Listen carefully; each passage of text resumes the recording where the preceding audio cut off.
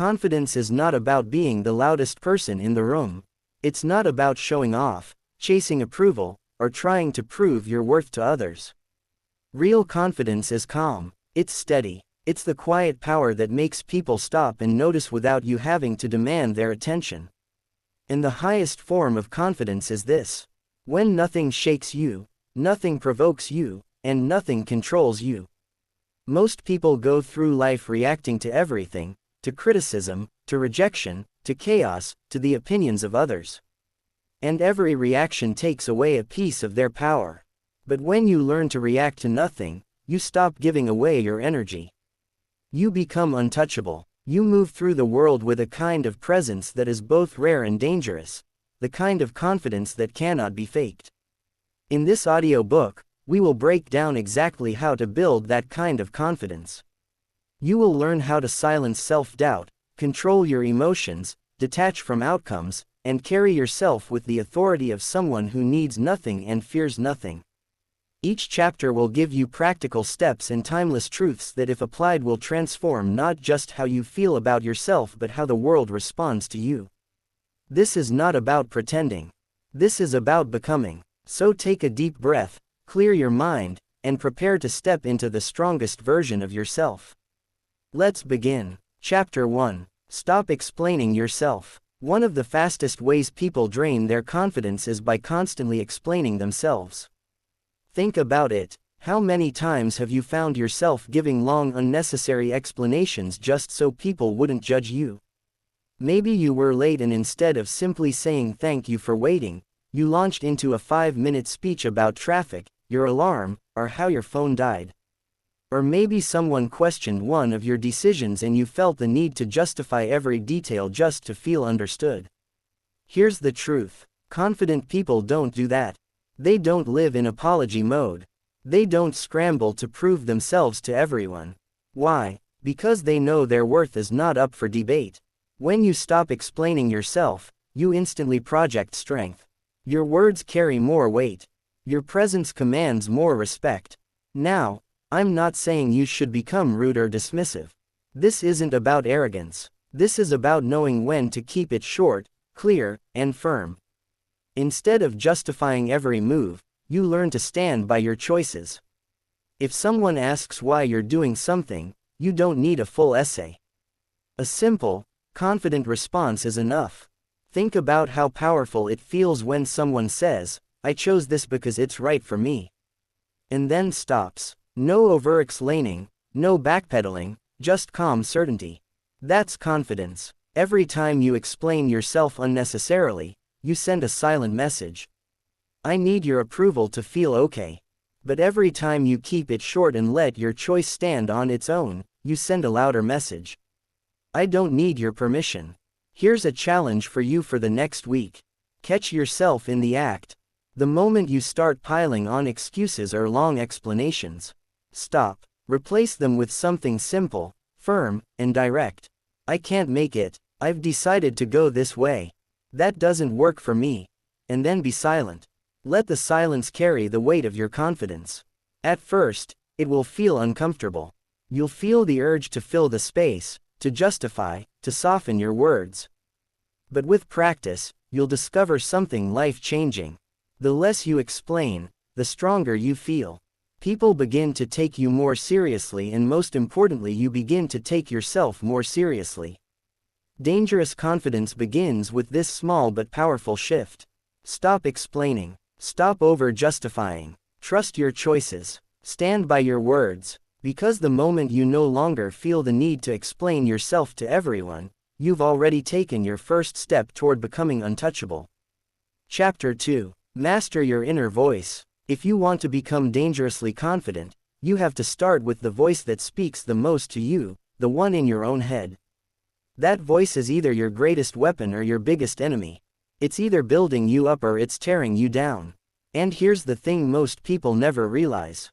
The way you speak to yourself in private eventually shows up in how you show up in public. Think about it. If your inner voice is constantly saying, "I'm not good enough. I always mess things up.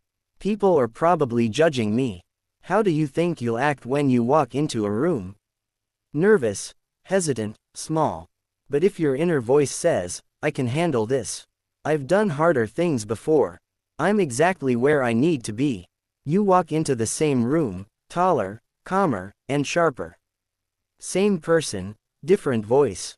And that difference changes everything. Confidence doesn't start with applause, achievements, or attention. It starts in your mind. It starts with the words you allow to echo inside your head. You can't control what everyone says about you, but you can control what you repeat to yourself every day. The mistake people make is waiting for life to validate them before they change that inner voice. They think once I succeed, I'll feel confident. Once people respect me, I'll talk to myself better. But it works the other way around. You don't wait for proof. You create proof. You start speaking to yourself like someone worthy of respect. And then your actions begin to follow that belief. Here's the secret. Your brain believes repetition. Whatever you repeat to yourself becomes your truth. Say you're weak long enough, and you'll start to shrink into weakness. Say you're capable, strong, and calm long enough, and you'll start to rise to meet those words. The inner voice is like a thermostat. It sets the temperature of your confidence. If it's low, you'll always sink back down, no matter how much outside success you taste. If it's high, you'll rise above challenges because you believe you belong at that level.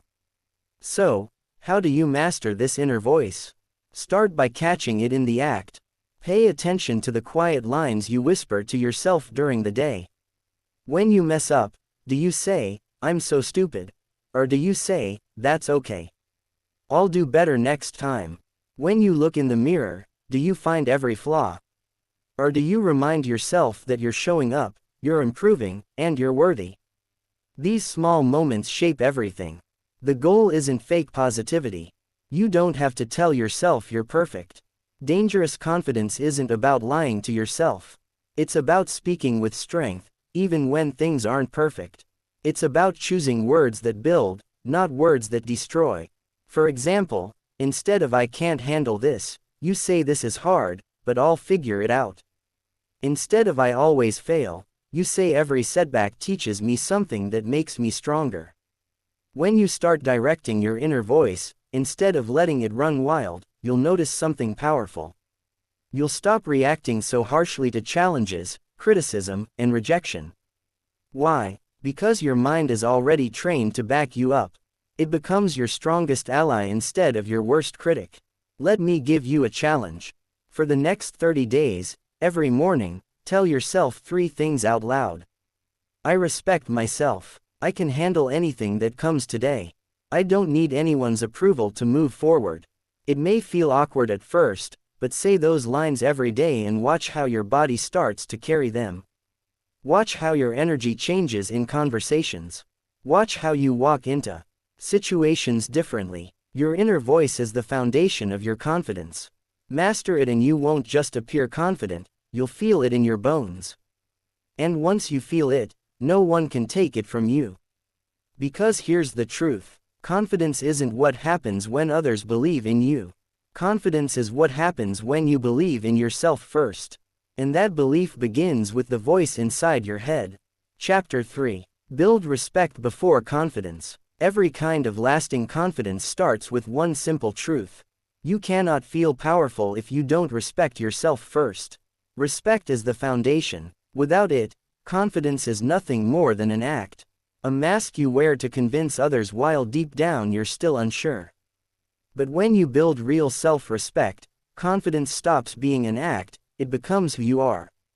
Think about how you treat people you respect. You listen to them, you value their time, you trust their decisions.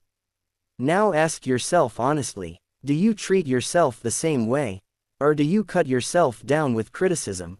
Ignore your needs and allow people to cross your boundaries because deep down you don't see yourself as worthy. The truth is the way you treat yourself sets the standard for how the world treats you. If you disrespect your own time, others will too.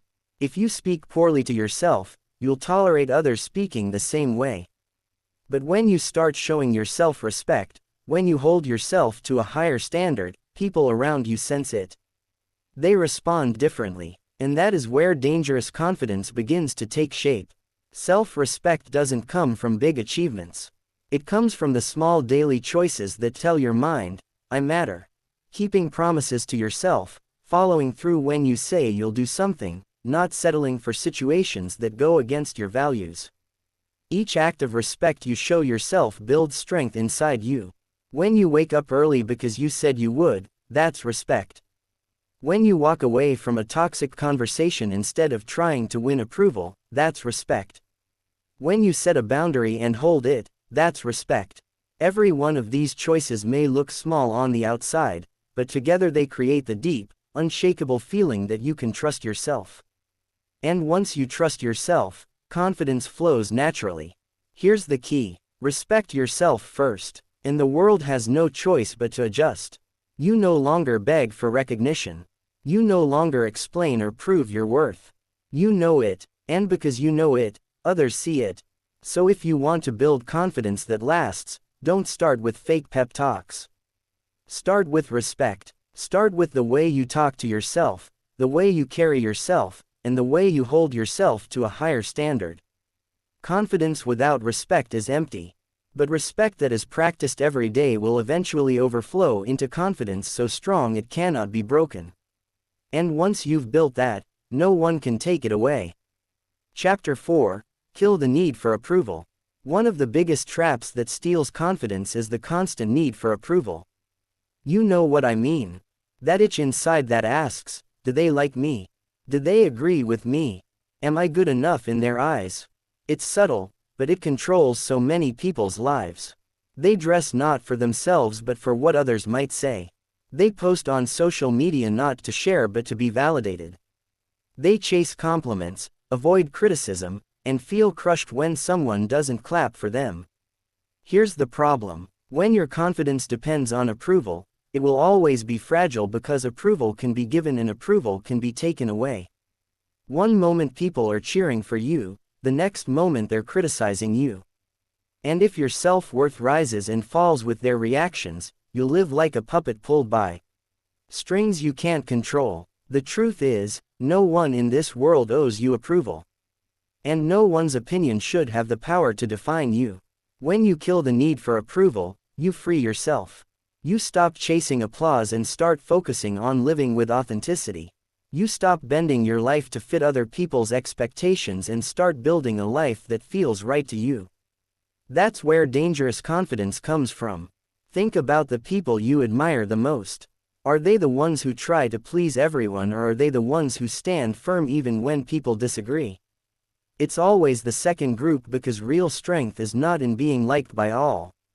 It's in being respected for standing true. Now, let me be clear. There's nothing wrong with enjoying praise. There's nothing wrong with being happy when someone appreciates your work. The problem comes when you need it, when you depend on it to feel valuable. The moment you depend on it, you hand over your power. You give other people the remote control to your emotions. And let me tell you, people change channels fast. So, how do you kill this need? Start small. Practice saying no without explaining. Practice making decisions based on what you know is right for you, even if others won't understand. Remind yourself daily, their approval is optional. My self-respect is not. You'll notice something powerful when you stop chasing approval. At first, some people won't like it. They might call you arrogant, selfish, or stubborn. But stay steady, because in time, those same people will begin to respect you more than they ever did when you were bending for their acceptance. Why? Because people may enjoy it when you seek their approval, but they admire it when you don't need it. Dangerous confidence is born when you walk into a room and don't wonder, will they like me? Instead, you think, do I respect myself in how I show up here? That shift changes everything. It takes you out of the role of performer and puts you in the role of leader. The world doesn't need another person begging for likes, chasing applause, or waiting for permission. The world respects the person who doesn't need any of it. The one who moves forward with or without approval. The one who lives as though they already have everything they need inside. And that can be you. The day you stop chasing approval, You step into a new kind of freedom. You stop reacting to every comment, every look, every bit of criticism. You start living on your own terms. That's when people notice you. Not because you ask them to, but because they can't ignore someone who doesn't need their validation. And that right there is dangerous confidence. Chapter 5. Respond with silence, not emotion. One of the greatest signs of confidence is not how loud you can be, but how quiet you can remain. Most people believe strength is about having the last word, about showing everyone how smart or sharp they are. But true strength is often the opposite. It's the ability to stay calm, stay silent, and not be pulled into every emotional battle. Think about it. How often do people lose their power because they couldn't keep quiet? Someone criticizes them and they snap back. Someone disrespects them and they explode. Someone challenges them and they rush to defend themselves. In that moment, they think they're showing strength, but really they're showing that their emotions are in control. And when your emotions control you, your power is gone. Silence, on the other hand, is disarming. It's unsettling. When people expect a reaction and you give them nothing, they don't know how to handle it. They push and you don't move. They attack and you stay steady. That's what makes silence powerful. It shows that you are not easily shaken, that you cannot be manipulated. Now, let's be clear. Silence doesn't mean weakness. It doesn't mean you let people walk all over you. It means you choose your responses carefully. It means you refuse to waste energy on pointless battles. When you respond with silence instead of raw emotion, you buy yourself time to think. You give yourself space to decide if the situation even deserves your attention. Imagine someone trying to provoke you. Maybe they insult you in front of others, expecting you to blow up. Most people would take the bait. But if you stay calm, if you look at them and simply choose silence, suddenly the spotlight shifts. They start to look foolish, not you. Why? Because you've shown that their words didn't penetrate. You've shown that you are in control. There's another layer to this. Silence not only protects your power, it also makes your words stronger when you finally choose to speak. If you speak less but with calm authority. People listen. They know you don't waste words. They know if you're speaking it matters. That's how leaders talk. That's how confident people carry themselves. So, how can you practice this? Start by noticing your triggers. Pay attention to the moments when you feel your emotions boiling. When someone criticizes you, when they disagree, when they mock, that's the moment to pause. Don't rush to react. Breathe. Let silence do the work for you. 9 times out of 10, you'll realize that you don't even need to respond. And in the rare times you do, your response will come from strength, not impulse. You don't owe everyone a reaction. You don't have to defend yourself every time someone questions you. You don't have to fight every little battle. Sometimes the strongest thing you can do is nothing at all. Silence is not empty. It's full of power. Think about how this changes the way people see you. The person who reacts emotionally is predictable, easy to control. But the person who can stay silent, calm, and unbothered, that person is dangerous because you can't push them around. You can't get under their skin. You can't break their focus. Dangerous confidence is not in shouting louder than others. It's in standing tall while others shout at you and you don't move. It's in choosing silence when others expect a storm. It's in showing that your emotions belong to you, not to anyone else. The next time someone tries to pull you into their drama, remember this. Silence is your shield, silence is your strength, and silence is your power. Use it and you'll discover just how unshakable you can be. Chapter 6. Let your body speak first. Before you ever open your mouth, your body is already telling the world who you are. People see how you walk, how you stand, how you sit, how you look at them. And in just a few seconds, they've already formed an opinion long before you've said a single word. That's the silent language of confidence. And it's often louder than anything you could ever say. Here's the truth. If your words and your body language don't match, people will always believe your body. You can say, "I'm confident." But if you're slouched over, avoiding eye contact, fidgeting with your hands, nobody buys it. On the other hand, you could say very little, but if your posture is strong, your eyes steady, your movements calm, people feel your presence. So, what does it mean to let your body speak first? It means you walk into a room like you belong there. It means you stand tall, shoulders back, chest open, head held high, not in arrogance, but in quiet certainty. It means your handshake is firm, not rushed. It means you make eye contact without flinching, without darting away, without apologizing for being seen. Think about the people you naturally respect when they walk in. They don't have to announce themselves. They don't have to prove anything. Their presence says it all. That's not an accident. That's body language. Your body is always training your mind, too. If you sit small, you feel small. If you carry yourself like you're hiding, your mind starts to believe you should hide. But if you sit upright, if you expand your posture, if you move with purpose, your mind receives the message, I am strong, I am steady, I belong here. The mind and body are connected. And if you want confidence, sometimes the fastest way to shift your mind is to shift your body first. Now, don't mistake this for acting or pretending. This isn't about faking who you are. It's about removing the signals that sabotage you. It's about cutting out the habits that make you look uncertain. The hunched shoulders, the nervous fidgeting, the darting eyes. Those little habits send out silent messages that you don't even notice, but others pick up on immediately. And once you cut them, you start carrying yourself differently. Here's a practical tip. The next time you walk into a room, pause at the doorway, take one calm breath, straighten your posture, roll your shoulders back, lift your head slightly, and then walk in at a steady pace. No rush, no hurry, just presence. That single adjustment changes how people see you and how you see yourself. Another tip, practice holding eye contact. Not in a creepy, overbearing way, but in a calm, steady way that says, I see you and I'm comfortable being seen. Most people break eye contact too quickly because they feel insecure. Train yourself to hold it just a second longer. That second communicates confidence without a word. When your body speaks confidence, you don't need to oversell yourself. You don't need to push too hard to be noticed. People simply feel it, and here's the secret. When they feel it, they treat you differently. They listen closer. They respect your space. They trust your words more. Dangerous confidence is not about shouting louder. It's about walking into a space with such quiet certainty that people can't ignore you, even if you never raise your voice.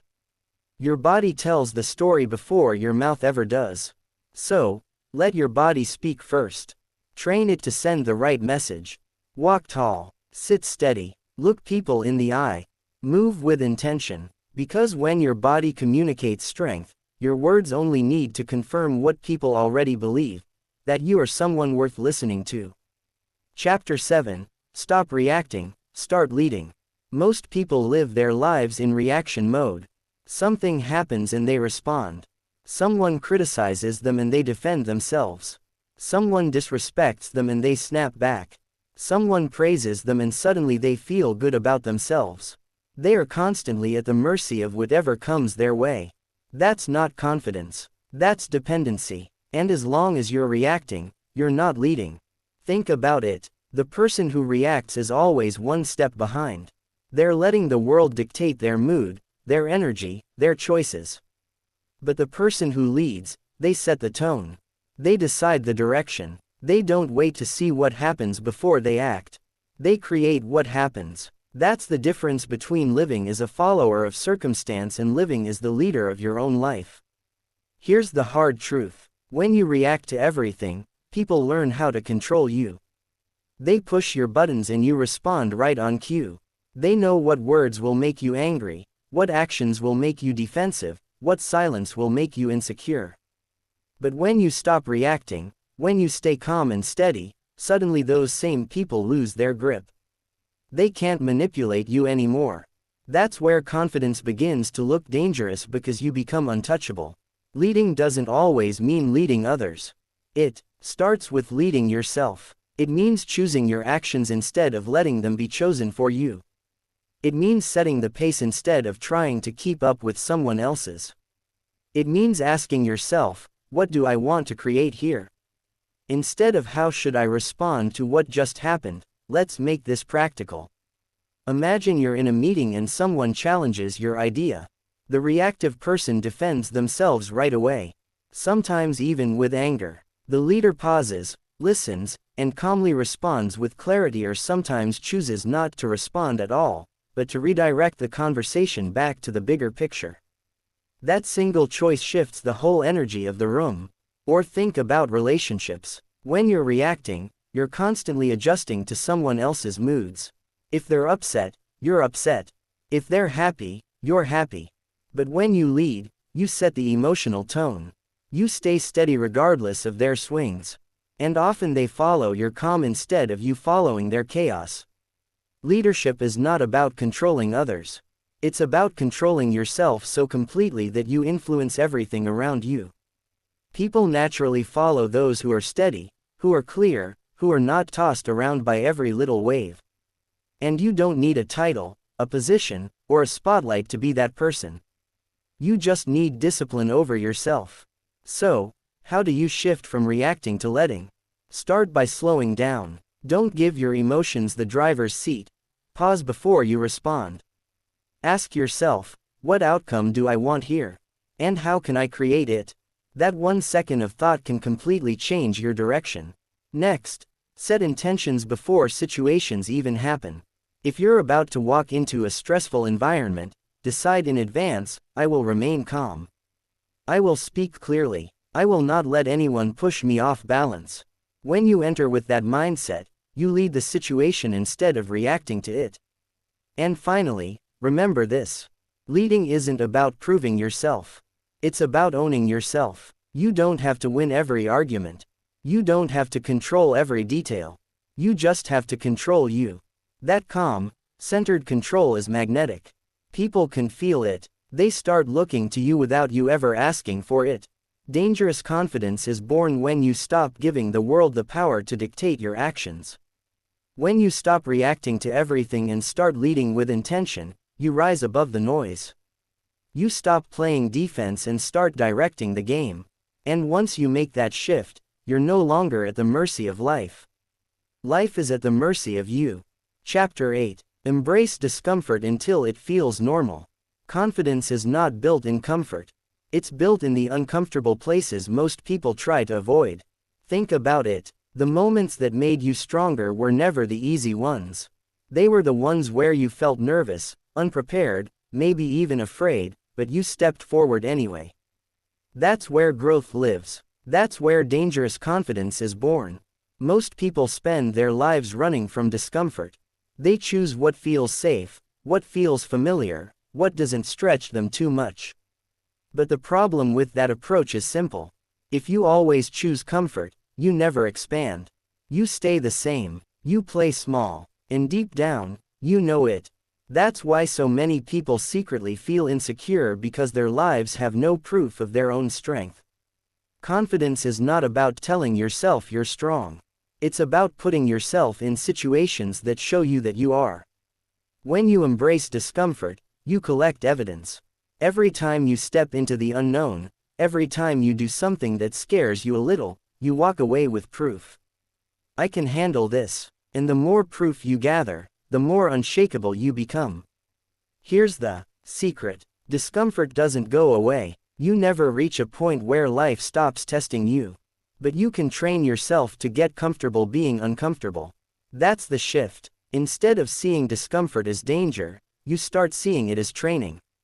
Instead of running from it, you lean into it.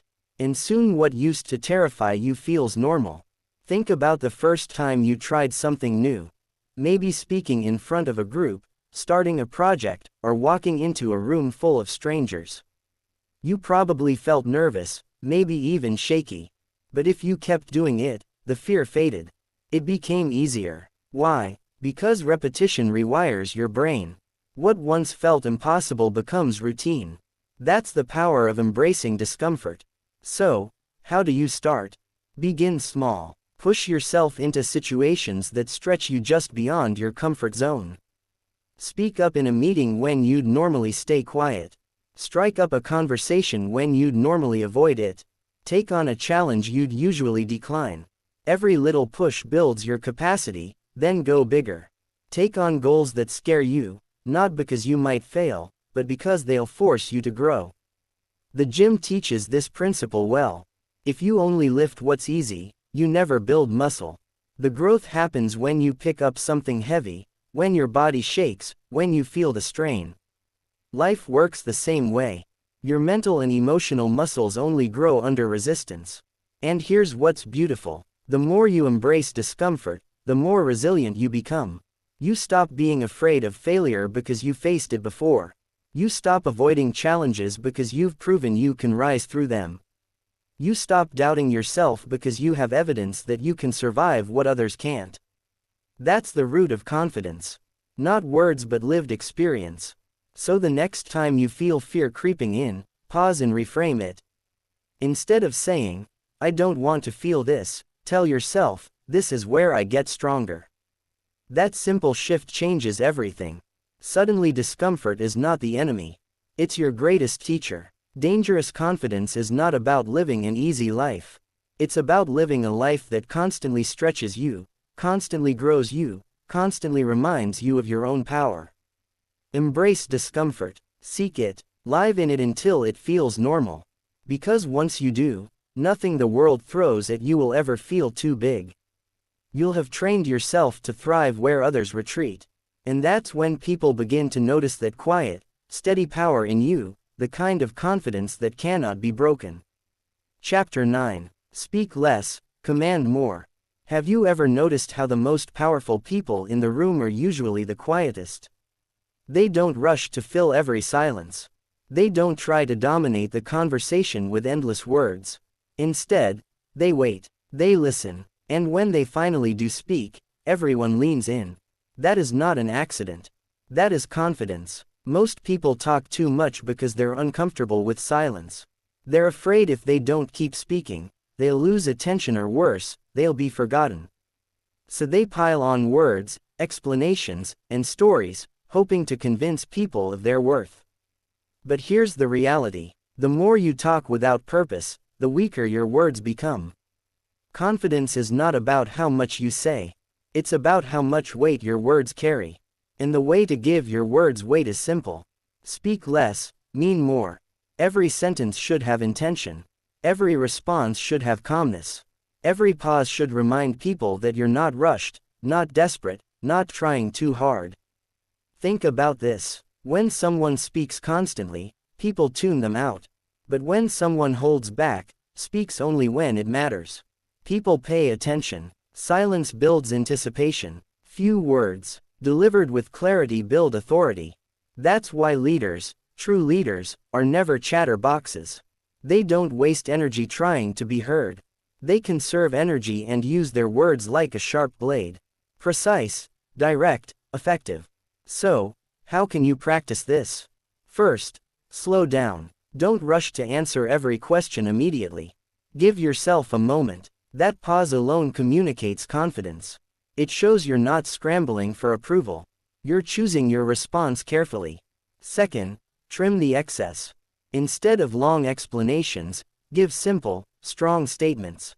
Yes, no, that works for me. Short, clear, and firm. People respect that. Here's the other secret. Listening makes you more powerful than speaking. Most people listen only to reply. Confident people listen to understand. When you really hear someone, you gather information. You understand their motives, their fears, their strengths. And when you finally respond, your words are sharper because they're rooted in understanding. That makes you stand out instantly. Think about conversations you've had with people who barely let you finish a sentence. Didn't it feel like they were trying too hard? Now think about someone who looked you in the eye, listened without interruption, and then gave you a short but meaningful response. Which one felt more powerful? Always the second, because listening is a sign of control and control commands respect. Of course, this doesn't mean you should become silent all the time. Confidence is not about withholding your voice completely. It's about balance. Speak when it matters. Stay quiet when it doesn't. Make silence your ally instead of your enemy. There's another layer here. When you speak less, you give others space to reveal themselves. People often expose their insecurities, their weaknesses, their intentions when you just let them keep talking. Meanwhile, you stay calm, observant, and in control. That's an advantage most people miss because they're too busy trying to be heard. So, here's your challenge. Over the next few days, practice cutting your words in half. When you're tempted to explain yourself, shorten it. When you're tempted to fill silence, hold it. When you feel the urge to prove something with words, stop and let your presence do the talking. You'll notice something powerful happen. People will start leaning in. They'll start asking for your opinion instead of ignoring it. They'll respect your words more because you don't throw them around carelessly. And most importantly, you'll feel a deeper sense of control because you no longer speak out of insecurity, but out of choice. Dangerous confidence doesn't shout. It doesn't ramble. It doesn't beg to be heard. It speaks less but commands more. And once you master that, you'll discover that silence combined with the right words at the right time is one of the most powerful tools you'll ever have. Chapter 10. Turn rejection into power. Rejection. Just the word makes most people uncomfortable. Nobody likes hearing no. Nobody enjoys being turned down, overlooked, or pushed aside. But here's the truth. Rejection is one of the most powerful tools for building confidence if you learn how to use it. The difference between people who crumble under rejection and people who rise from it is simple perspective. Most people take rejection personally. They hear no and think it means I'm not good enough. I'll never make it. I should give up. They attach rejection to their identity instead of seeing it for what it really is. Feedback, a redirection, a test, a moment designed to make them stronger, not smaller. Think about this. Some of the most successful, confident people in history faced rejection over and over again. Authors had their books turned down by dozens of publishers before becoming bestsellers. Entrepreneurs had their ideas laughed at before creating billion-dollar companies. Athletes were cut from teams before becoming legends. The rejection didn't destroy them. It built them. It toughened their skin. It forced them to sharpen their skills. It fueled their drive. That's what you have to train yourself to see. Rejection is not the end of your path. It's the sharpening stone for your confidence. Every no you face is an opportunity to grow more resilient, more determined, more dangerous in your certainty. Here's the shift you need to make. Stop asking why me and start asking what can I take from this? Did rejection reveal a weakness you need to work on? Did it push you to try a different approach? Did it expose people or places that were never truly for you in the first place? Every rejection carries a lesson if you're willing to listen. And let's be honest, rejection stings because it pokes at our pride. It makes us feel exposed. But that sting is exactly what makes it powerful. It wakes you up. It pushes you to toughen up. You can't build real confidence in a world where everyone always says yes to you. That would only give you fragile confidence, the kind that shatters the first time life tells you no. Dangerous confidence, the kind we're talking about here, comes from being rejected and still standing tall. So, how do you turn rejection into power? First, don't run from it. Expect it, welcome it, understand that rejection is proof you're stretching yourself. If you're never being told no, it means you're not aiming high enough. You're not risking enough. You're not putting yourself in places where growth happens. Second, detach rejection from your worth. A no to your idea, your request, or your effort is not a no to your value as a person. It's just information, nothing more. Learn to separate the two and rejection loses its ability to crush you. Third, use rejection as fuel. Let it light a fire under you. Let it push you to prove not to them but to yourself that you are capable of more. Think of every rejection as a weight in the gym. Each one makes you stronger if you keep lifting. Here's a mindset you can carry. Every no brings you closer to the right. Yes. Every door that closes forces you to find a better door. Every person who turns you down makes room for the people who truly value you. Rejection clears the path for what's meant for you. But only if you keep walking forward. Dangerous confidence is not built by avoiding rejection. It's built by facing it head on over and over until no doesn't scare you anymore. Until you realize rejection doesn't define you, it refines as you. So the next time you hear, no, don't shrink. Don't retreat. Stand taller. Tell yourself, good, this is my chance to grow. This is proof I'm in the arena, not sitting on the sidelines. And then keep moving forward. Because the person who is no longer afraid of rejection is unstoppable. And that person can be you. Chapter 11. Detach from outcomes. One of the strongest moves you'll ever make in life is learning to let go of the outcome. Most people tie their entire sense of worth to results. If things go well, they feel good. If things fall apart, they feel broken. Their emotions rise and fall like a roller coaster because they're attached to what happens next. But confidence, real dangerous confidence, comes when you learn to detach from outcomes and anchor yourself in who you are, not what happens. Think about it. How many times have you held back from taking action because you were afraid it wouldn't work out? You didn't apply for the job because you feared rejection. You didn't speak up because you worried about how people might react. You didn't take the risk because you were obsessed with the possibility of failure. That's attachment to outcome. It keeps you paralyzed, controlled by fear of what might or might not happen. But when you detach, something changes. You stop obsessing about whether people will like it, accept it, or applaud it. You give your best effort and let the results take care of themselves. That's where freedom lives. That's where you unlock a level of confidence most people never experience. Detachment doesn't mean you stop caring. It doesn't mean you don't try. It means you stop chaining your identity to the result. You focus on what you can control, your effort, your attitude, your preparation, and you release the rest. The outcome is feedback, not definition. Think of the athlete who trains for months but knows they can't control the referee, the weather, or the opponent's performance. All they can control is how prepared they are, how much effort they bring, and how focused they stay. That's detachment. They give everything, but their self-worth isn't destroyed. If the scoreboard doesn't go their way, they live to fight again. When you detach from outcomes, you also become harder to manipulate.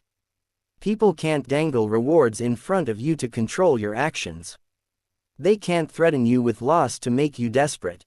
You are free because you've already decided. Your value isn't tied to winning or losing, gaining or losing, being praised, or being rejected. Here's a powerful truth. The more you cling, the weaker you feel.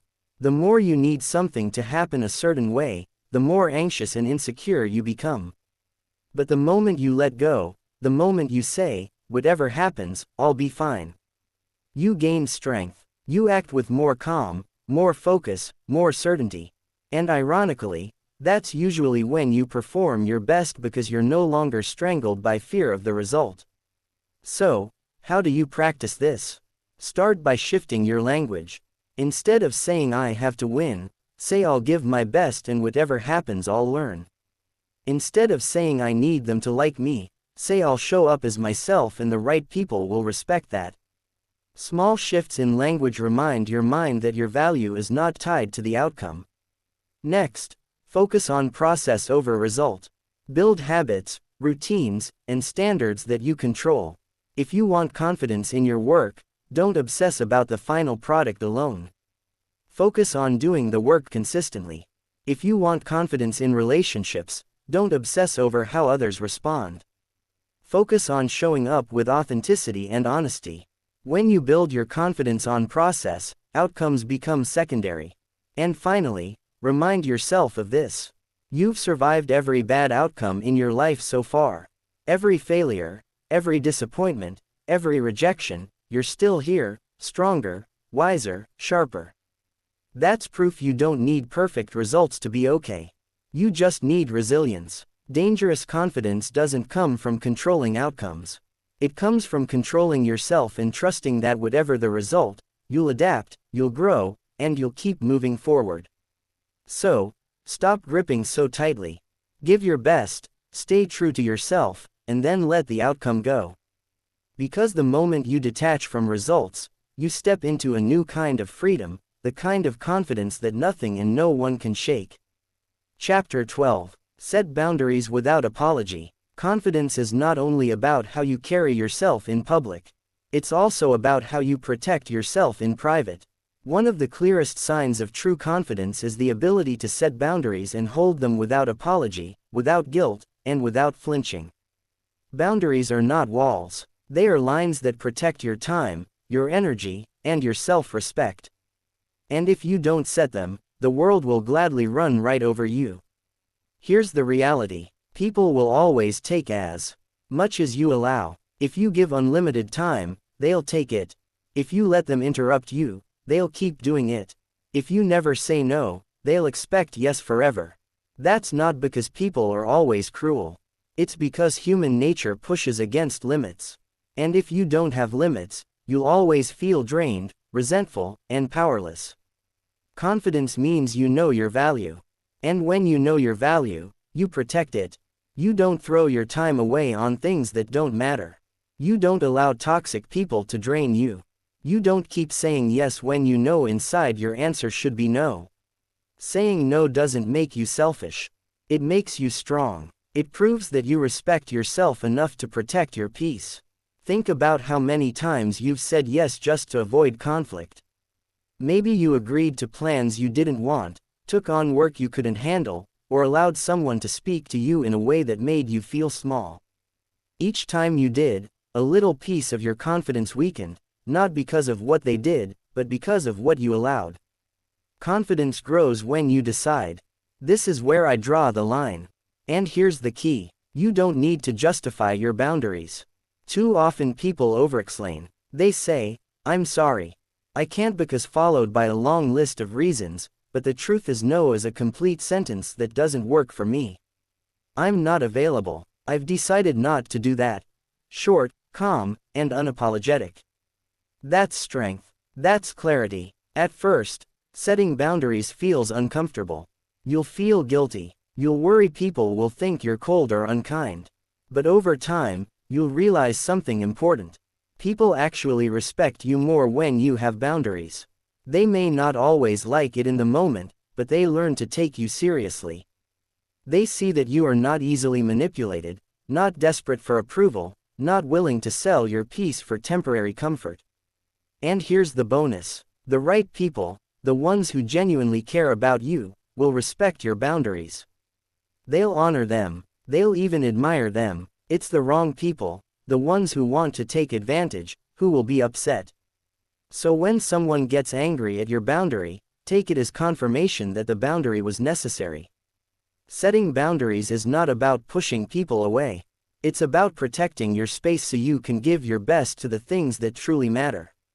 You can't pour into your goals, your dreams, or your relationships if you're constantly drained from saying yes to everything else. Boundaries are not selfish, they're essential. So, how do you start? Begin with one simple area of your life where you feel resentment. That resentment is a signal that a boundary is missing. Maybe it's a coworker who keeps dumping extra work on you. Maybe it's a friend who takes more than they give. Maybe it's your own habit of overcommitting. Wherever you feel that tension, that's where a boundary is needed. Decide your line, then enforce it calmly. Confidence is not about pleasing everyone. It's about living with integrity to yourself. And integrity means protecting what matters even when others don't understand. Dangerous confidence is when you can say no without shaking. When you can hold your ground without guilt. When you can protect your energy like it's the most valuable resource you own because it is. So set your boundaries, hold them firm, and never apologize for respecting yourself. Because once you master that, you'll discover that real confidence doesn't just come from what you say yes to. It comes from the power of what you refuse to accept. Chapter 13. Stand calm in chaos. Confidence isn't truly tested when things are going well. Anyone can look composed when life is smooth, when the plan is working and when nothing unexpected shows up. But the real measure of confidence is how you carry yourself. When chaos strikes, when the room gets loud, when people panic, when everything seems uncertain.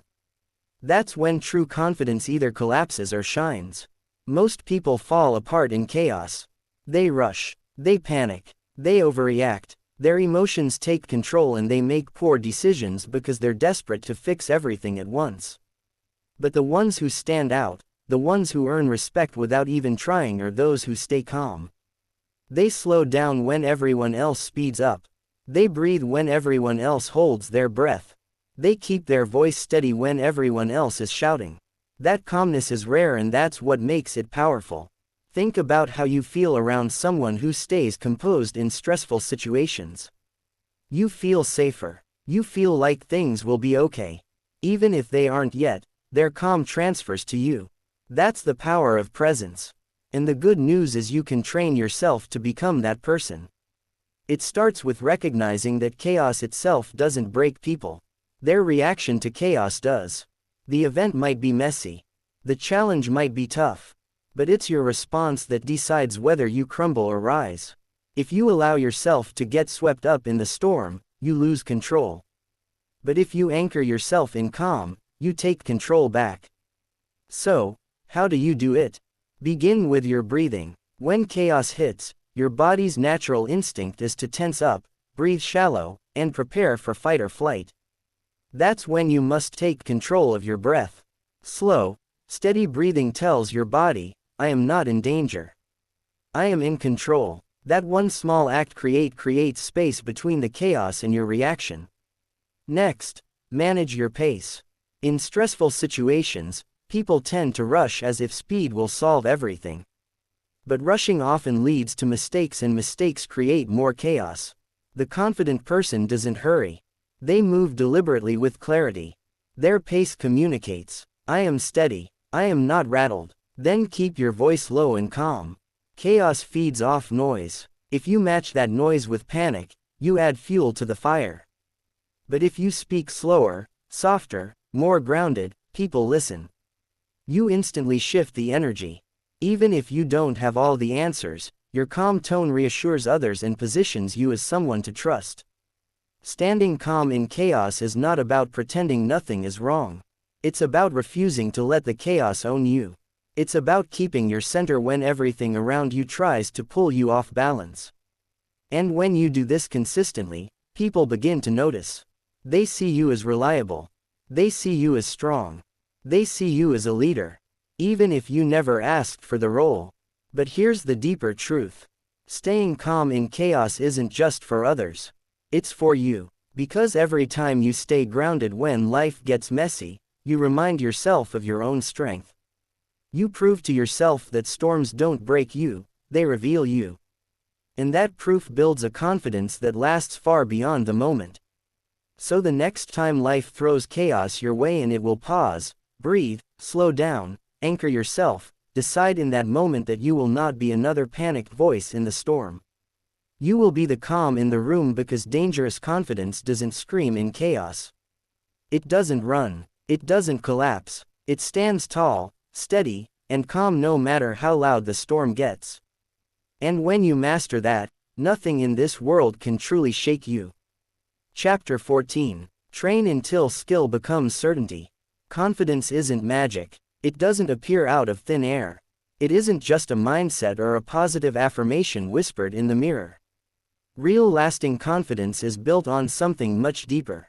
Competence. When you know you've put in the work, when you've trained yourself until a skill becomes second nature, you stop hoping you're good enough and start knowing you are. That shift from doubt to certainty is where dangerous confidence is born. Think about anything you've ever mastered, big or small. Maybe it was learning to drive, cooking a dish, or speaking in front of a group. At first, you were nervous. You questioned yourself. But the more you practiced, the smoother it became. And one day, what once felt terrifying started to feel natural. That's the power of training. Repetition turns fear into familiarity. Most people want confidence without putting in the reps. They want to feel certain before they've earned certainty. But it doesn't work that way. You don't wait to feel confident in order to act. You act again and again until your actions create confidence. The truth is, skill builds belief. Every time you show up, every time you practice, every time you push through mistakes, you carve confidence into your bones. And here's the key. It's not just about practicing. It's about practicing with intention. Half effort doesn't build confidence. Going through the motions doesn't create mastery. You have to push yourself past easy comfort. You have to stretch your limits. Because when you know you've trained harder, longer, and sharper than most people ever will, you walk into any room differently. You don't have to brag about it. You don't have to convince anyone. The certainty shows in how you move, how you speak, how you carry yourself. Think of a professional athlete stepping onto the field. They don't stand there wondering if they can do it. They've already trained for it 1,000 times. The repetition has built muscle memory. Their body knows what to do. Their mind knows they can handle the pressure. That's what training gives you.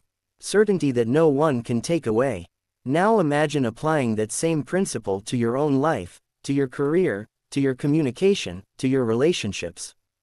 Imagine putting in the kind of practice where your skills are so sharp you no longer question yourself. You just perform. That's the kind of quiet power that people feel without you having to announce it. So how do you start? First, identify the areas where doubt holds you back. Is it speaking with confidence? Is it leading others? Is it staying calm under pressure? Then commit to training that skill deliberately. Read, study, practice, and repeat until it becomes second nature. And don't quit when it feels uncomfortable. That's the sign you're actually growing. Second, embrace mistakes as part of the process. Every stumble is a lesson. Every failure is practice. Confidence isn't the absence of mistakes. It's the ability to keep going until those mistakes no longer control you. Third, measure your progress. Look back every few weeks and notice how far you've come. Confidence grows when you can see your own improvement. When you realize that what once scared you is now routine, something inside you shifts permanently. Here's the beauty of this approach. No one can take away what you've trained for. Compliments may fade, approval may vanish, but skill that stays with you, and skill builds certainty. Dangerous confidence isn't about puffing up your chest or pretending you're fearless. It's about doing the work behind the scenes until you can step forward with calm assurance. Until you don't have to tell yourself, I think I can. Instead, you say, I know I can. Train until the skill becomes certainty. Because once you reach that point, you'll discover that true confidence doesn't need to be loud. It's steady, unshakable, and undeniable. And it comes from one thing, knowing you've earned it. Chapter 15. Live as if you need nothing. The ultimate level of confidence is when you live as if you need nothing. Not because you don't enjoy success, recognition, or relationships, but because you're not dependent on them. When your sense of worth, your peace, and your identity no longer hinge on what others give or take away, you step into a freedom most people never experience. Most people live in constant need. They need approval to feel secure. They need attention to feel important. They need results to feel proud of themselves. And because they chase. They chase validation. They chase applause. They chase things that slip through their hands the moment they grasp them. And the more they chase, the weaker they feel. But imagine walking through life without that hunger for approval. Imagine pursuing your goals not because you need them to complete you, but because you choose them as an expression of who you already are. Imagine enjoying success, but not being defined by it. Imagine having relationships built on choice, not desperation.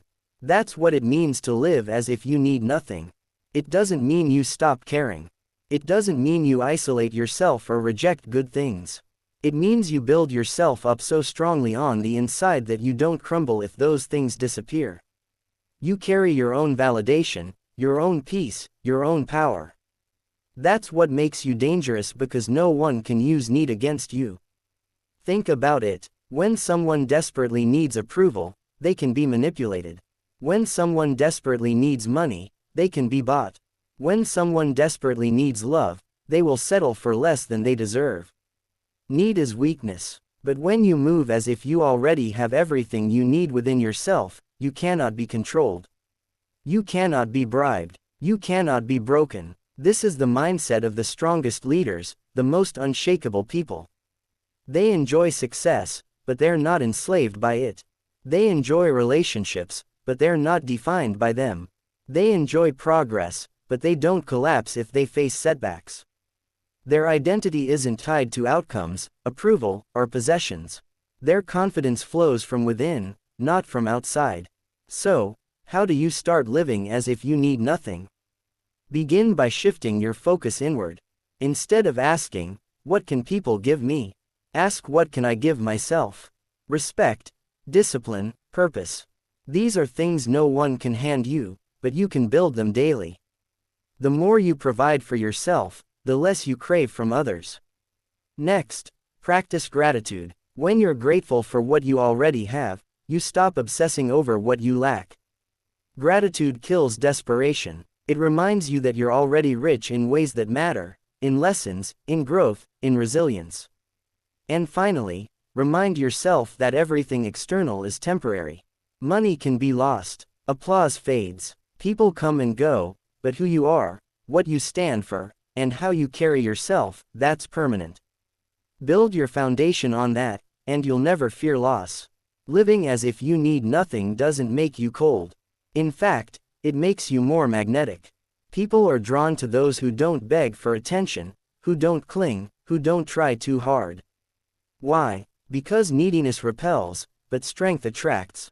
The person who doesn't need anything carries an aura of abundance, and abundance is irresistible. This is the final stage of confidence. When you no longer chase approval, when you no longer fear rejection, when you no longer need validation, you are free. You act out of choice, not out of desperation. You give because you want to, not because you're hoping to get something back. You love because it's real, not because you're empty. Live as if you need nothing, because when you do, you will walk with a calmness that others envy, a certainty that others respect, and a power that nothing in this world can take away. That is dangerous confidence at its peak. Conclusion. Confidence is not about shouting louder than the rest of the world. It's not about forcing people to notice you, chasing approval, or pretending to be someone you're not. Confidence is calm. It's steady. It's the kind of presence that doesn't need to prove itself because it already knows its own value. And the most dangerous form of confidence, the kind this audiobook has been guiding you toward, comes from one simple truth. You react to nothing, and therefore nothing controls you. Over these chapters, we've walked through the principles that build that kind of unshakable self-belief. You've learned how to stop explaining yourself, how to master your inner voice, how to build respect before confidence, and how to kill the need for approval. You've discovered the power of silence, the authority of body language, and the shift from reacting to leading. You've been reminded that discomfort is where growth lives, that speaking less commands more, and that rejection can become your fuel. You've seen the strength in detaching from outcomes, setting boundaries without apology, standing calm in chaos, and training until skill becomes certainty. And finally, you've been shown the ultimate level of confidence, living as if you need nothing. This journey is not about perfection. It's about progress. It's about building yourself day by day into someone who no longer bends to every opinion, who no longer crumbles under pressure, who no longer waits for permission to step into their own power. True confidence is quiet, but it's undeniable.